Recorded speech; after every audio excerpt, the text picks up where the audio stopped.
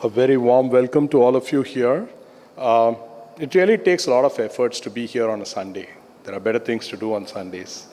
But the fact that so many of you are sitting over here shows the kind of investment that you're making in your healthcare journey as entrepreneurs, as Gen Next taking over from your previous generation in terms of hospitals, aspiring entrepreneurs who are planning to build hospitals, and managers who are involved in this transition management in your own hospitals. It's really a wonderful talk to follow and a very difficult task to follow, Dr. Karthik. I can't replace your experience of having taken over a hospital from your father and running it. And all the examples that you were talking about are things that you have experienced, and many of them in the audience here who were nodding away when you were talking could relate to those experiences, and that's what it's all about. So you've made my task also much more easier because you've sensitized them to what the challenges are, how things are. Now, I'll take you on a very short journey of around 12 to 14 slides, where since the challenges are known, what are the opportunities and how do you go about doing it in today's world? We live in a very different world from where it was earlier.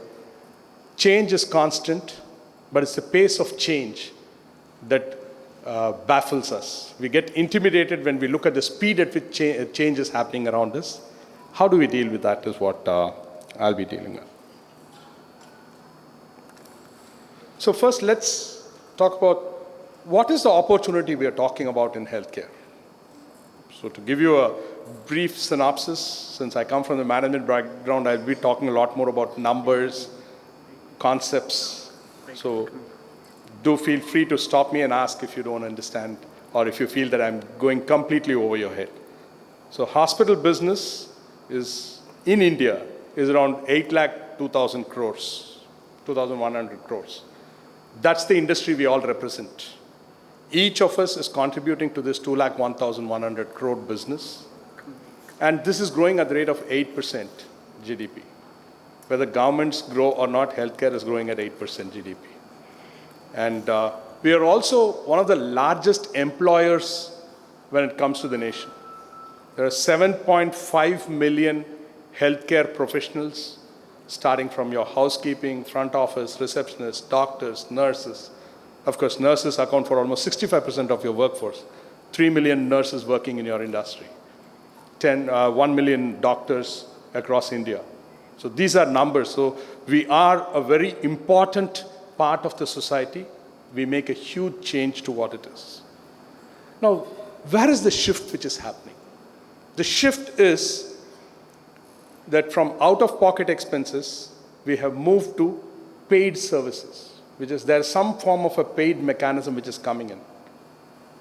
Insurance today, out of this 8,02,000 crores, 100 crores I talked about, 33 to 35% of this business or this money which is coming into the healthcare industry is being paid for by the insurance companies. The previous generation built a healthcare system which was treating people who were paying from their pocket, who were paying from their earnings. Therefore, that relation, the way the business model, the way the healthcare service model was built at that time, was built to address that need. Now you are taking over a business or you are transitioning to a business where the payer is your insurance company. So 35% across India. If you're talking about the big towns, we're talking about almost 45% of your turnover is coming from insurance companies. If you're in the smaller towns, 36% of it is coming from the insurance companies. Now, this makes a change in the way you structure your business, the way you structure your payment mechanism, the way you structure your service orientation of your hospital. How do you deal with this? Because as we go along, I'll tell you what are the implications of this important change in the payment mechanism. And the next thing which you also need to look at, the pace is happening at a very fast speed, many of the previous generation, Dr. Raju and others, who when they were running would have seen fixed line connection And the time it takes for you to apply for a line connection, fixed line connection, and the way time you got your landlines, the wait was long. Then for a brief interlude, there was a pager. Many of us may have even skipped that. Pagers, there were a lot of doctors who used to carry around pagers, but that lasted only for a few years, and then mobiles came in. Now, e-health is similar to transitioning from out-of-pocket expenses to the way the healthcare itself is being delivered. E-health is bringing in that speed of change, where the way we are collecting our data, the way we are recording our data, the way we are collecting the vital parameters, history taking, everything is getting influenced by e-health. And that's the other one which I will park that thought also with you. So these are the changes which is happening in the industry. And now we will go about looking at how do we restructure ourselves, or how do we prepare ourselves to deal with these changes which is happening in this industry. So what are the transition challenges? Very beautifully told in a way which you could relate to it by Dr. Karthik. I'll just try to summarize that in a few management jargons or whatever you want to call it. Okay? The first is the pace of change. And this pace is being brought about by technology, digitalization, quality standards.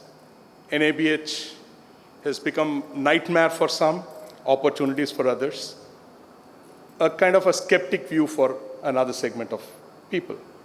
But it is inevitable that quality standards will start playing a central role. And then we have the regulations. The way hospitals were regulated earlier to the way regulation is coming in, and more regulations are coming into healthcare. Like car sheds could be converted to consultation chambers. Houses could be converted to nursing homes. Today, if you don't have a ramp, you won't get your licenses. So that's the kind of change we are talking about when we talk about regulations, fire safety, the waste disposal mechanisms, and so many licenses which are coming in. These kind of regulations are also impacting you. You need to be thinking about all those things. And investment.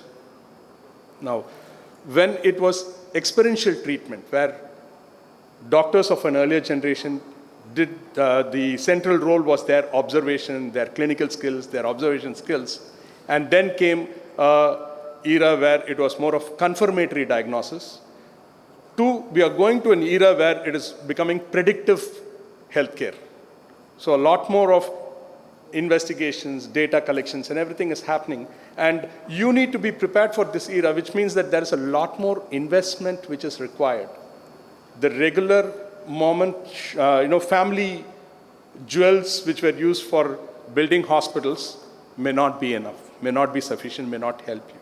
And the need for continuous reinvestment to stay current, stay in the play, is also making finance a very, very important part of it.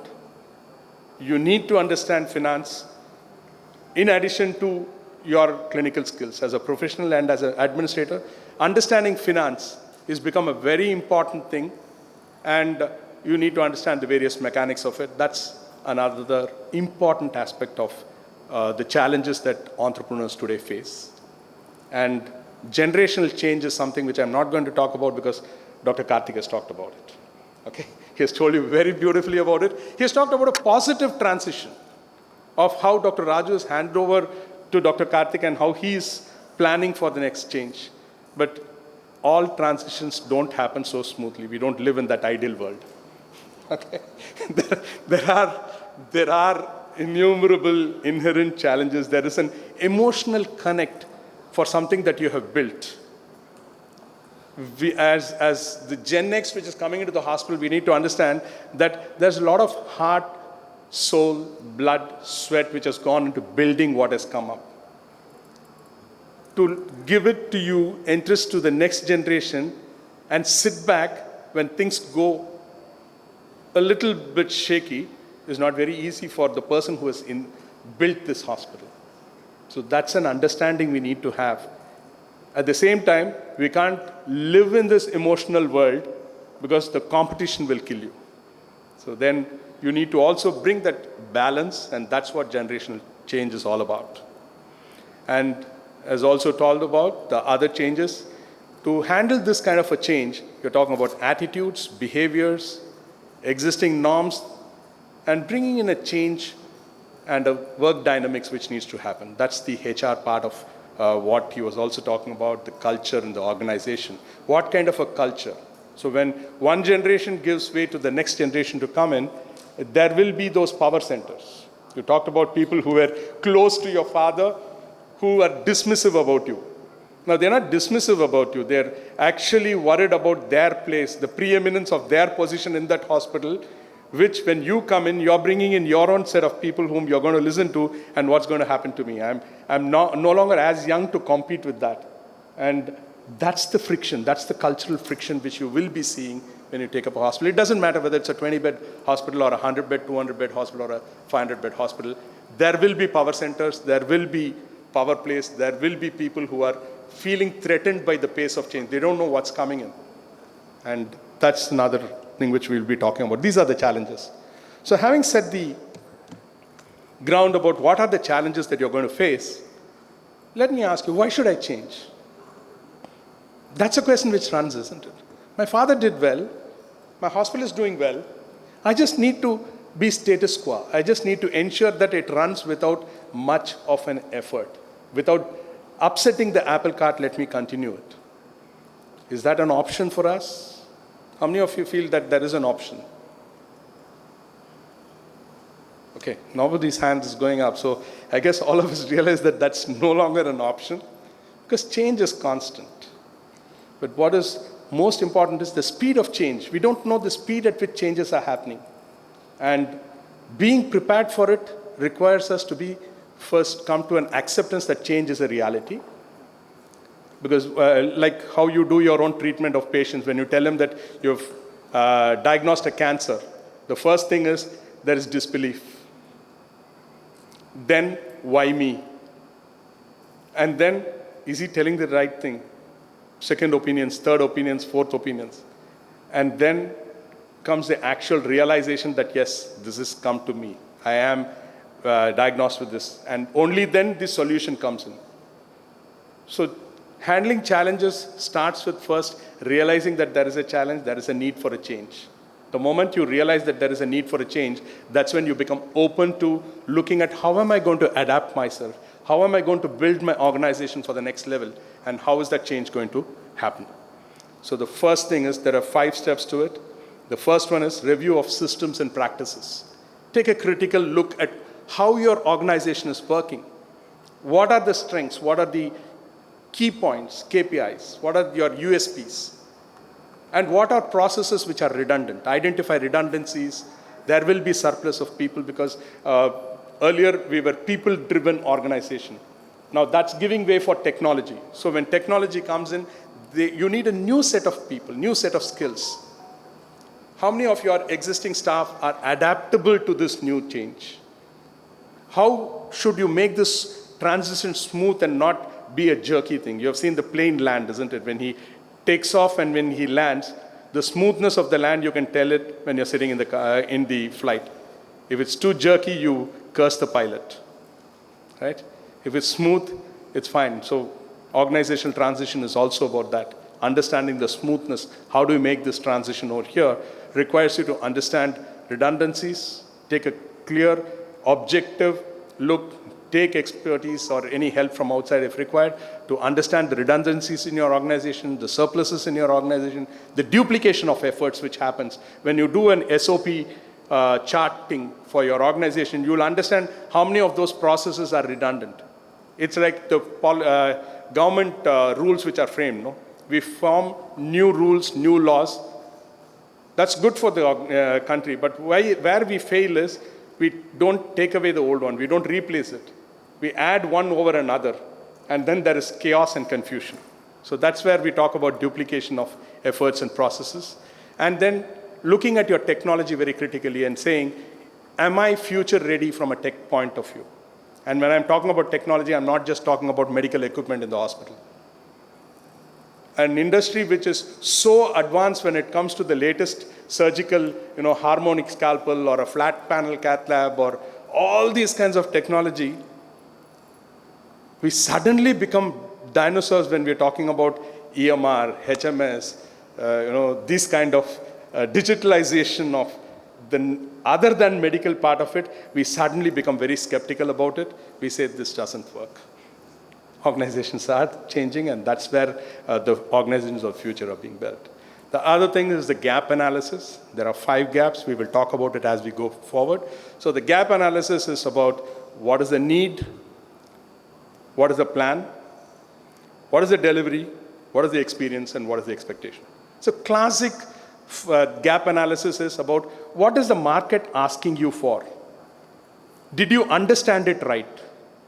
What is the ailment profile of your area? What is it that the customer is basing his decision on to go to a particular hospital? Why is he going to some other hospital and not coming to my hospital? Or why is he coming to my hospital and not going to another hospital? That is an understanding of what the market is looking for. Did I understand it right? Now, once you've understood it, you're planning your services. Now, after you've planned your services, you're executing it. Now, there can be a gap between your plan and your execution. That is the delivery. And then once you have executed that, the people who are involved with the delivery of it, there can be another gap over there. And the processes that you're using, are you using very efficient process, or are you investing too much into the process, having too many people? That can cause chaos. And then what is the customer actually experiencing? Is he experiencing the same thing what your marketing is talking about? This is where a lot of people fail. We keep talking about, I've seen a small 15-bed hospital which is, even for a 15-bed hospital, is understaffed, talking about we provide world-class healthcare. The most abused word in our healthcare industry is world-class healthcare. Nobody ever tells you that they're not giving you world-class healthcare. What they fail to tell you is, what is world-class healthcare? Have you defined it? Now, when you talk about the risk of it, let me tell you this. It's nice, fancy to say that we provide world-class healthcare. What we don't understand is, what is the customer understanding about world-class healthcare? When you say world-class healthcare, where is he comparing you with? Which hospital is he comparing with you with? And when he comes there and actually experiences the service you're giving, no matter you stand on your head and try your best to do what you're doing, you're not defined his expectation. So his expectation is always higher, more than what you deliver. So he's going to say, okay? That is the dissatisfaction we are talking about. So be measured in what you are telling your people. Start managing the expectations. If you manage the expectation of your customer, your patients, and deliver what you have told them to, that's a classic gap. So when we talk about the 5 gaps, in my experience, the biggest gap has been what your marketing goes and communicates to, whether it's a corporate or individual patient or their brochures. Because the moment you give the brochure design to an ad agency, he is going to use his English vocabulary or Tamil vocabulary to put all the superfluous words that he can manage onto your communication strategies, on your literatures. He is not bothered about what actually is happening over here. What do you want to communicate? They don't even sit and ask you, what is it that you want to communicate? What are the key points that you want to communicate? And that's the classic gap I'm talking about. And the third part of what I'm going to talk about is build consensus among leaderships. That's something, again, which Dr. Karthik talked about. Understand what is it that you want to achieve. What are your goals? Where do you want to go and reach as an organization? How do you want to be perceived as an organization? That first level, the understanding, the clarity, the consensus has to be built in the management team. Whether it's 1 generation, 2 generations, multiple people involved over here, all of them need to understand that. And then goals need to become measurable. If I'm going to say that I'm going to have a customer, I'm going to build something on customer satisfaction, there are different positionings organizations take. There are organizations which take positions based on technology. So if I'm going to say that I'm going to be the most tech-savvy or technologically advanced hospital, no, that's a huge Akshaya Patra because technology is changing at such a pace that for you to stand on that position, the amount of investment you need to make in terms of medical equipment and technology is huge. If you're talking about service standards, if you're going to say that, and another one which I've very commonly seen in every hospital is, we talk about affordable care. Now, affordable to whom? Are we talking about the last person on the street? Is it to be affordable there? If we are going to talk about affordability to the most vulnerable sections, you lose the affluent section because he doesn't want to come to the same hospital where you're also treating this set of people. That is precisely the reason why people move from government hospitals to private hospitals, no? If that's the thing, then we're talking about affordable care without defining what is affordable care. Again, every English word that we use in our communication, we need to have a clarity about what are we talking about, why are we talking about that. Define it, measurable. So measure every goal. So if you're setting a goal, measure that. And what are the time frames in which you're going to achieve it? If you're going to say that in my district, I'm going to be the first stop for any person who's having a cardiac issue. If they have a cardiac issue, they should think about me as the number one hospital. In what time frame will you grow? Where are you standing there? Who's your competition? Whom are you competing against? And in what time frame are you going to replace? And what does it involve? If I want to grow there, should I add a cath lab? Should I have a cardiothoracic unit? Should I have pediatric cardiology, adult cardiology, redo surgeries? What all does it involve for me to become the number one in that area, to be the first option for that? That is the time frame. And in what time frame will I achieve it? What is the money which is going to be involved? Can I do that? So be realistic about goal setting. And then the strategies for growth. This requires service differentiation. Now, there are 20 nursing homes in my area. All of them are multi-speciality. Now, why are multi-speciality is something which everyone builds because they want to play safe. I want to give you a buffet. I don't know whether you like South Indian, you like North Indian, you like Chinese, you like Korean, you like Mexican food, so I will offer everything. So I am a multi-speciality hospital. Now, the moment you tell me that I am a multi-speciality hospital, I am going to come there with a gastro or let's say urogynec issue, and you're going to say we don't have a urologist. I'm not a multi-speciality then, right? So let's understand what are we talking about. So that's the service differentiation. I can today the issue over here of multi-speciality is every specialty has the capability to consume at least 100 crore investment. Every specialty you talk about, minimum of 50. Even if you're talking about cosmetic surgery, you want to set up a cosmetic surgery, which is a daycare surgical unit, then we're talking about cool sculpting and hair transplants and this and that and a whole lot of issues. And there's so many equipment involved today that the investment has an appetite to consume a lot of investment. So let's clearly define what is the specialties for which I want to be. You can't be everything to everybody. So that's the service differentiation which we need to talk about. Is it sustainable? No. I can't just say that I'm going to be gastro specialty without thinking about having at least a roadmap towards going to whether I'm doing hernia repairs or whether I'm going to go and do liver transplants, or what level of depth am I going to go in that specialty. We are living in a world where today your customer, your patient, no longer comes to a general physician for first consultation. He does his own analysis and says, I need to meet a neurologist. Whether he's right or wrong is not the point over here. The point over here is your customer has already decided, and every patient we talk about in the road has, whether he has a knowledge of medical terms or not, he's saying, I need to meet this person, that specialist. He's not talking about, I need to go to a general physician first to understand what is wrong with me. So if we are living in that kind of a world, how are we equipped to deal with that? Is another point we need to discuss about. And the competitive advantages, we will deal about that also. And then the workplace involvement in execution. Any strategy, very good consensus amongst the senior management will fail if you don't have leadership teams within. A good team which can implement what you want and have measurement techniques, measurable things to see whether it is going in the right way or not. Now, these are the 5 things which you need to do if you're talking about change. So what are the change elements? Now, I talked about a whole lot of things. So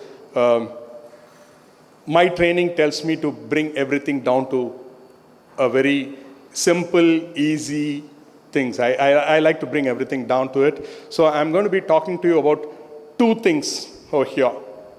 I just spent the first 30 minutes, I guess, 25 minutes or so trying to tell you about all the challenges, all the opportunities and everything else. Now I will tell you about what are the solutions. The solutions are capsuled into 2 things which I'm going to talk about. I'm going to talk about STEM and FACE. Now STEM is there. I'll just take some water.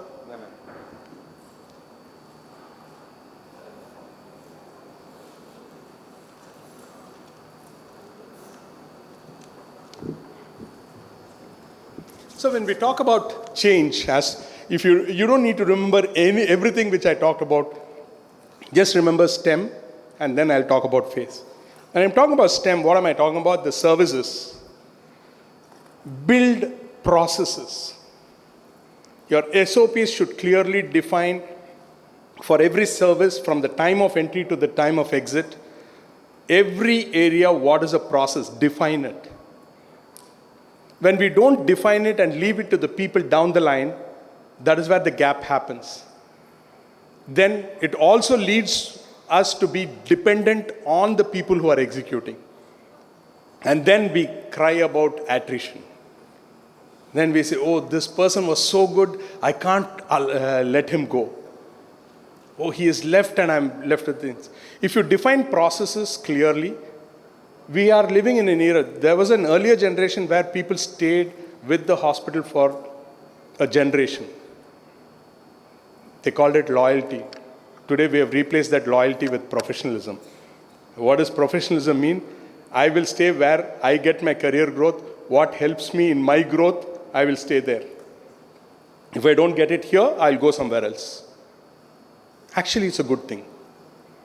Because you also need fresh talent, no?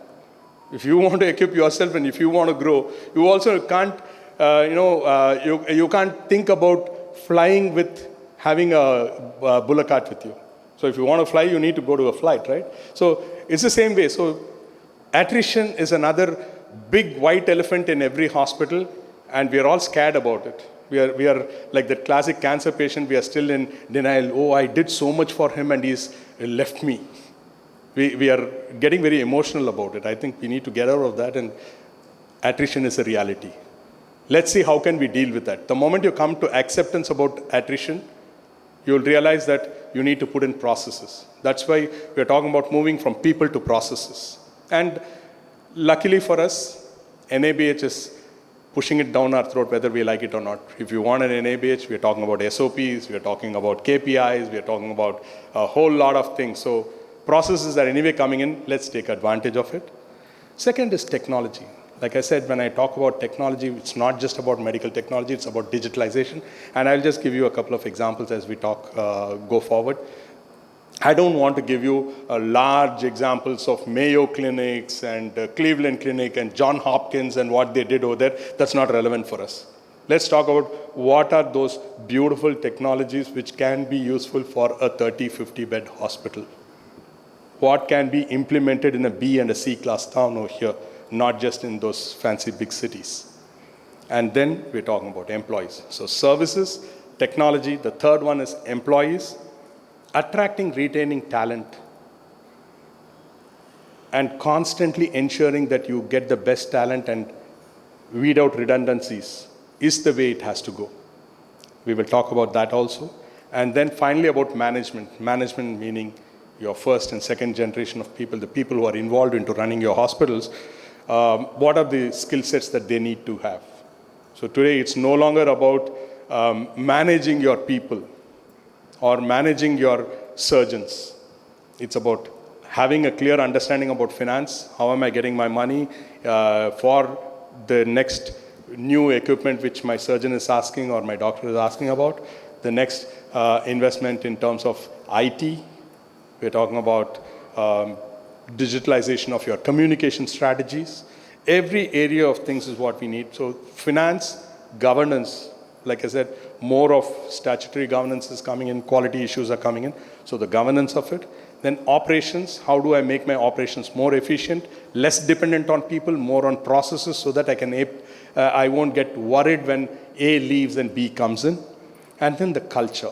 What kind of a culture am I fostering in my organization? We will talk about that. And then the transition. How does the transition happen on it? These are the change elements we talk about. So the 5 things, like I said, services, technology, employees, and management. So the stem of management, these are the change elements. So when it comes to services, I want to talk about Shouldice Hospital. How many of you have heard about Shouldice Hospital? Okay. Shouldice Hospital is in Ontario, Canada. This was a hospital started after the Second World War by Dr. Shouldice. He focused only on hernia repairs because there was a lot of hernial damage which was happening during the Second World War. And he started this hospital over there. The beauty of that hospital was, even in a pre-digital era, most of the diagnosis assessing what kind of a repair, hernia repair or what treatment is required was done over post. So they collected their history taking and patient assessment, initial patient assessment. They mastered the art of having forms which used to be posted, and people wrote it down and sent it, and the diagnosis were done, and then they were given appointments for surgery. The person came in the previous day afternoon, a confirmatory diagnosis was done. There was a dinner which used to happen where the person who is scheduled for next day morning surgery will be having the dinner the previous day night, where he will meet the person who had surgery that day morning. This was done in the 70s, in the 50s, 60s, 70s, they were doing this in the pre-digital era. Now, what were they trying to do? They were basically trying to reassure the patient who was going to get operated the next day morning. He's seeing patients who were operated that day morning having dinner with them. And that was a re-emphasis which they were doing. And the guy had the dinner tonight. Morning he had the operation, had dinner tonight. The next day morning when he was leaving, he had all his reports and everything done. Now, they had set up processes where the surgeon had written his surgical reports between one patient to another patient. After finishing the operations of one patient, before the next patient was wheeled in, his surgical notes and everything was written. They managed their processes so efficiently that it was possible. And they do around 7,500 hernia repairs today. They've done over 4.5 lakh surgeries in the last 75 years that they have been there, plus.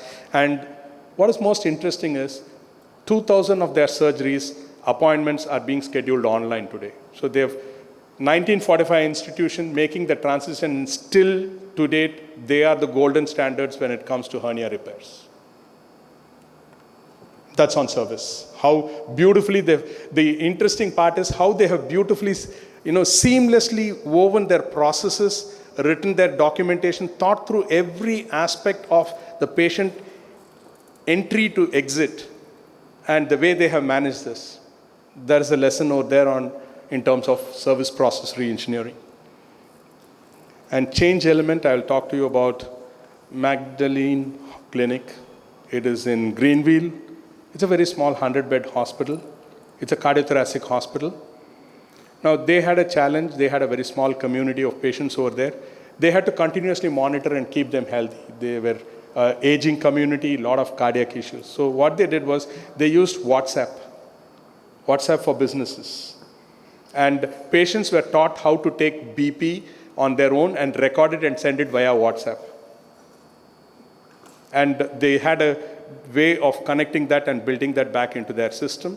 And so when they also had the doctors were able to see, using the WhatsApp itself and seeing the priority or the case of it, who need to be called first, can be managed without them coming to the hospital, what kind of management was to be done. And when they came to the hospital, they were able to, they didn't have to waste too much of a time to collect data and other things of them. Because of the WhatsApp was seamlessly integrated into their EMR systems, and they were having a complete records of it.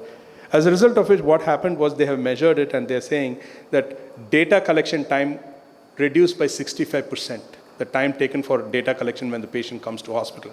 And patient satisfaction went up 85% because patients felt that they were continuously being cared for even when they were outside a hospital using WhatsApp technology. Small 100-bed hospital, not heavy investments.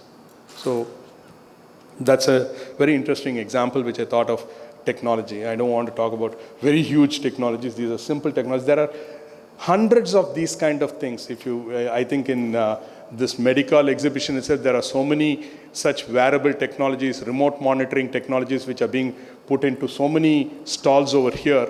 You need to look at what you're trying to do and what are the technologies which is implementable or relevant to you. Take that in. That's how you bring about change in technology. And when we talk about employees, professionalizing the workforce has become a non-negotiable in the era of NABH. It's no longer about, I have trained him, he's not professionally qualified, but I have trained him and kept him with it. How much can he learn and how much can he keep up with the pace at which you want to grow is what is the question you need to answer. So professionalizing the workforce has become very important. And recruitment and managing the things, you need to have a clear way of identifying the talent which is relevant to you. What is it that you are trying to do and what kind of resources? So spend that time, whether it's a professional HR person in your team or someone with that experience in your own organization. When we are talking about recruiting for a staff, whether it's a nurse or anybody else, looking at what is his job description and job objective. Why are you recruiting him? What is the KPIs that he needs to deliver in your organization? Investing that time and defining for each role a KPI will help you a long way when you're going in for replacing, especially when you're having the kind of attritions that we see in the healthcare industry. Defining the KPIs for each role is a one-time exercise. You can constantly keep re-looking at it. That way you can manage things, and also when there is one person leaving in, you know what kind of talent you're looking for and not just recruiting because they've come into your organization. And then, like I said, moving to a process orientation from people dependence. That's the only way you can fight attrition. And a positive work culture. Now, what is this thing about work culture? We keep hearing about a lot about this work culture and how do we retain people and a whole lot of things. So when we're talking about it, a work culture, there are simple things. It starts with the leadership. What kind of a leader represents the organization? There are different styles of leadership. There are leadership by examples, leadership by discipline, which is otherwise called as authoritarian leaderships are there. There are participative leaderships. There are different styles. So what defines your organization as a leadership culture? So it starts with the leadership. Then comes motivation and career growth. See, we keep talking about people leaving organizations, but what we don't understand is they are leaving because there is an unfulfilled need. It's very easy to say the salaries are, he's getting better package, so he's going. No, it's not always that. It's also about if you have not defined what is his career growth. If a nurse has joined your ward nurse, 5 years later, if she is still going to be a ward nurse, don't complain that she is leaving. If she has not got a clear path, career growth path, if a person has joined as an ward secretary, what is his growth? So define that to him. What can he expect out of your organization and what should he do to grow to that role? Keep that to motivate them, keep them to aspire. So when they work for it, it's so that they're not just talking about, my salary increments are not happening. You can't do the same work which you did last year and expect a different salary. Then that salary will only grow at the rate of your inflation and all those kinds of costs. Then we are going to the industrial era where there used to be that once in 3 years union negotiated settlements where their GDP growth is there and then inflation rates and other things are calculated and your increments are based on that.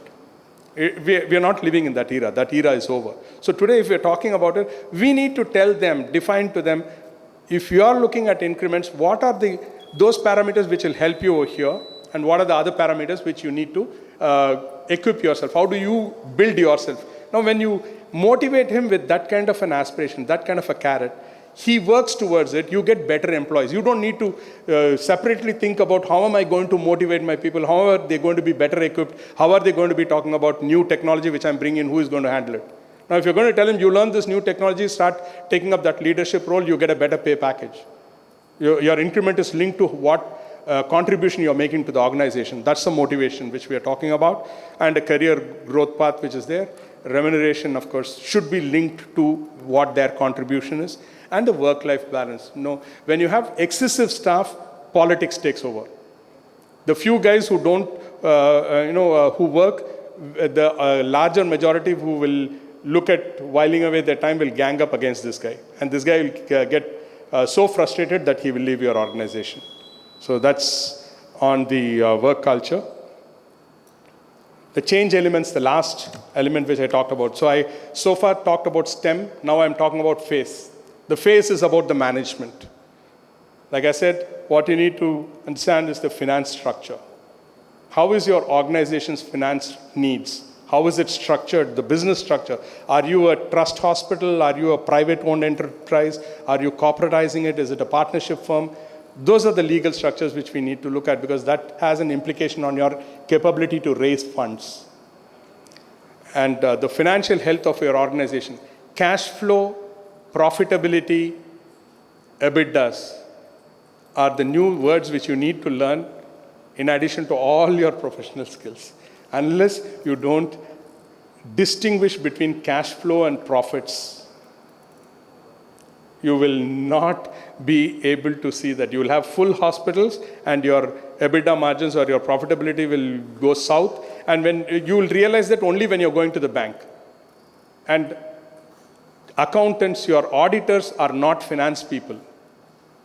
Accounts and finance are two different things altogether. An accountant merely puts things together and submits it to your annual audited results. That's all that he does. He does not have the capability to tell you what is the best way to finance your capital requirement, what is the best way to manage your cash flow requirement, your payroll management, with the funds which is required to manage your payrolls on a monthly basis, how do you structure the payback to your paying of your distributors and vendors. All these things are not an accountant's job. This is a finance job. Efficient managing of your working capital is a finance job. We need to understand that. We don't need to get to know that. You need to identify that you need to have a person with that knowledge and you should know what questions to ask them. That's about, if capital infusion is required, understand that banks are low interest compared to venture funds because there's a new buzz in the town. Oh, I want to expand, I want equity. Please understand that equity comes with its own set of baggages, which is much more than debt financing. What it only does is that a banker just tells you that you have to repay it and this time frame, this is the interest rates. Whether you make money or not, every month you'll have to pay. That is painful. So you look at equity as a solution where I don't have to pay him every month. But what you don't realize is that he sets very steep performance parameters, and when you don't do that, you dilute your equity. It's like a debt trap. So unless you're confident about your projections, unless you're confident about where you're going in, because the guy who's coming and giving you as equity is looking at his exit route in 3 to 5 years. And when he's exiting, he wants 3 or 4x or 5x or whatever the number of x's which we talk about as a return on what he is investing. So understand that part of it. Administration, the gap analysis I talked to you about, the KPIs, I don't have to explain that to you. Service workflows, I've talked about it. Delegation and accountability. Please, when you need to delegate power down the line to your frontline managers so that every small pin does not come to you for decision making. There's only so much time you have. The management needs to have more free time to think about future-proofing the organization. How am I going to take it forward? What are the new things which I can bring in? How can I ensure that I stay relevant in a competitive market when there is new persons coming in? Management needs that bandwidth. We instead spend a lot of time on day-to-day activities that if you need to purchase a notebook and pencil, the decision has to be taken by the topmost management. If without my authority, I don't want it. That is being penny-wise, pound-foolish. You need to delegate certain responsibilities. I'm just giving a very rough example, but like that, on a day-to-day basis, there are a lot of shop floor events which happens on the work area, which requires decision-making. Identify leaders down the line, give them the authority to take decisions over there, but build accountability. Now, delegation does not mean abdicating your responsibility. It is about giving them the authority to do things, but also making them accountable for the decisions that they make. These are two words which we need to understand in terms of that. Culture, I've already talked about, admin strategies, and then the earning model. Now, what is your business model? What is your business structure? What is the BCG matrix? I'll just take a few minutes on the BCG matrix and technology and marketing. So this is the BCG matrix. BCG basically is Boston Consulting Group came up with this model. The BCG matrix talks about your service structure. Today you have 4 specialties and you have certain diagnostics which is there in your hospital. We can slot them in these 4 boxes. Some of those would have achieved its maturity, which means that it will be high turnover generating. One MRI scan can give you 6,000-7,000 rupees. So if I do 10 MRIs, it earns me 60,000 rupees. Could be a matrix, for example, but that does not give you the same level of profitability.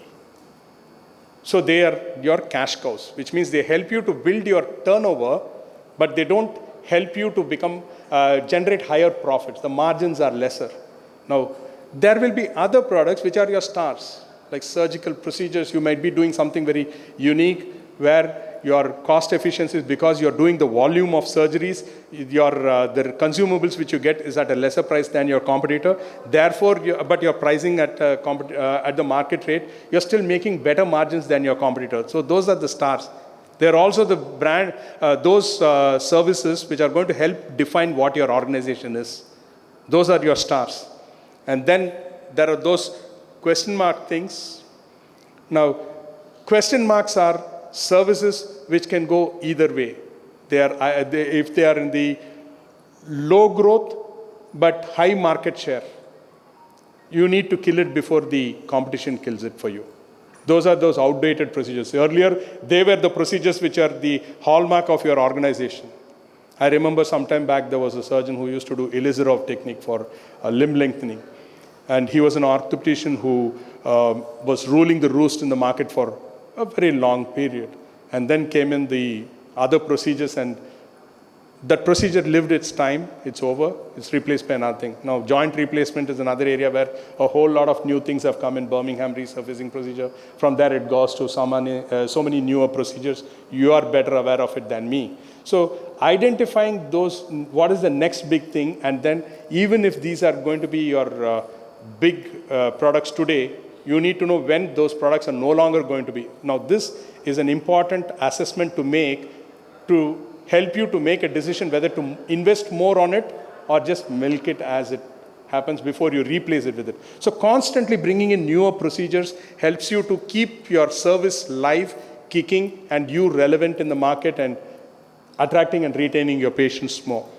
And then the last is the pet, which straight away goes out because they are low in volumes. They're also low in terms of revenue generating work. But they occupy a lot of people, which means they become a cost centers for you. And they're not many patients. You are doing one patient in 6 months or 3 months, and then you're still keeping that. And there are 3 people generating, employed to handle that. That's eating into your profits, your ability to invest in new technology. So that is the importance of the BCG matrix. Do that assessment. And finally, when it comes to marketing, you need to understand where you stand as a hospital. If you're a new hospital, nobody has known you. But if you're a second generation hospital, there is already a kind of identity and a bonding. So this is a brand identity ladder which all of you need to do that critical assessment for your hospital. Where do I stand? And if you have established a bonding, it does not mean that the bonding will stay all along. It just gives you that competitive edge compared to another new hospital coming in. For you to stay there, continue to have the bond with your customers, because the customer is changing. Earlier he was coming because he was coming to your father, he is coming to you.